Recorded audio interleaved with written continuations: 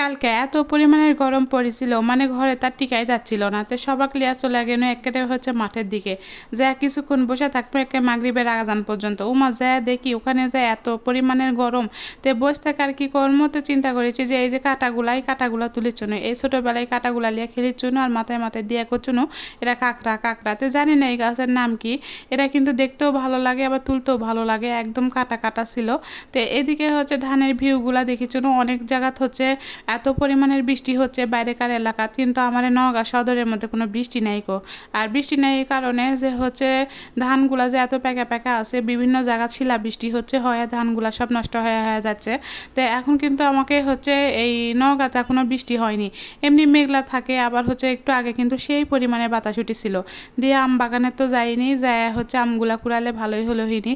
তে যখন ঝড় মানে বাতাসটা থেমে গেছে তখনই কিন্তু আমরা এই মাঠের দিকে আসিছি। যে বাতাস থেমে গেছে তখনই আসা দেখি যে কি গরম পড়িছে।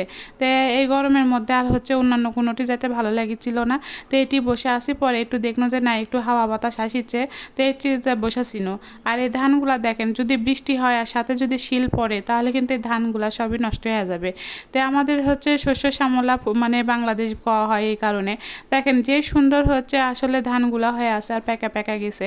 এই ধান যদি এখন নষ্ট হয় তাহলে কৃষকের কেমন কষ্ট হবে কন।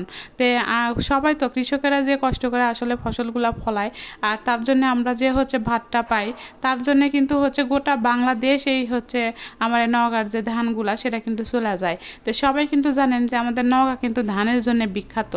আর এই ধান যে মাঠ পর মাঠ মানে শহরে দেয়, এটা কিন্তু একেবারে গ্রাম না। আপনারা মনে করেছেন যে এটা গ্রামের মধ্যে আসি, আপনারা কিন্তু এটা মনে করেন না যে এটা গ্রামের মধ্যে আসি। মানে শহর ছাড়া মিচা না দূরে এরকম একটা হচ্ছে এই ফসলগুলা ফলানো হয়। তো একটু তোলা জায়গা থাকাকালীনও কিন্তু এরা হচ্ছে ধান চাষ করে। ধান চাষটাই এই নওগাঁ শহরে বেশি হয়, অন্যান্য সবজি তুলনায় কিন্তু এই ধানটাই বেশি হয়। তো শালপালগুলাও খেলেছিল, এটি আসলে বিভিন্ন মানে মানুষের সাথে দেখা হয়, অনেক পরিচিত মানুষের সাথেও দেখা হয়। আর সবাই কিন্তু এসে মানে এদিকে বসে থাকে খালি এই বাতাস খাওয়ার জন্যে। তো শালপালগুলাও এসে বসে থাকে, তো আমি নিচ থেকে আর উপরে উঠবার পারি চুনে না। তো চ্যাংড়া প্যাংড়া আশা করছি আন্টি আপনাকে আমি উপরে তুলে দিই। তো যাই হোক ওরা আবার তুলে দিয়ে থুয়ে ওরা আবার চলে যাচ্ছিল। তো আমি ওকে কোনো তো তোমার বাড়ি কোনটিতে করছে যে আমার সামনে বাড়ি। তো এইদিকে থেকে কিন্তু আমরা কচু শাকও তুলে নেওয়া যাই, কারণ আমার এদিকে যে কচু শাক পাওয়া যায় না, বাজার থেকে কিনে নিয়ে আসা লাগে। তো চিন্তা করলো যে এটি থেকে না কচু শাক তুলে নিয়ে যাবো। তা আমার চাল খালি করছিল যে মা এটি থেকে না কচু শাক লিয়ে যাও, কালকে ঘেটা দিও নি। তাই আমি করছি না রে বাপু আজকে পারবো না, কালকে বা অন্য কোনো দিন আসলে আবার তুলে নিয়ে যাবো। অনেকে কিন্তু শাক তুলেছে, অনেকে যায় দেখেন ভিউ নুড়াচ্ছে, অনেকেও হচ্ছে যে পোয়ালগুলা ঠিকঠাক করেছে, অনেকে ধান কেটে লিয়ে যায় যে লাড়া থাকে সেগুলা কিন্তু করেছে, সবই করা হয় এটা। তো দেখতেও কিন্তু খুবই ভালো লাগিছে।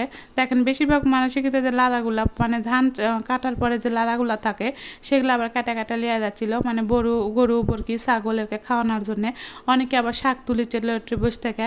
তো আমরা শাক টক তুলিনি, এটি না বসাইছিনো। আর সব আবহাওয়াগুলো দেখেছিল যে একটু একটু হাওয়া বাতাস লাগিছে, আর খাতে আর দাঁড়ায় থাকতেও কিন্তু ভালোই লেগেছিল।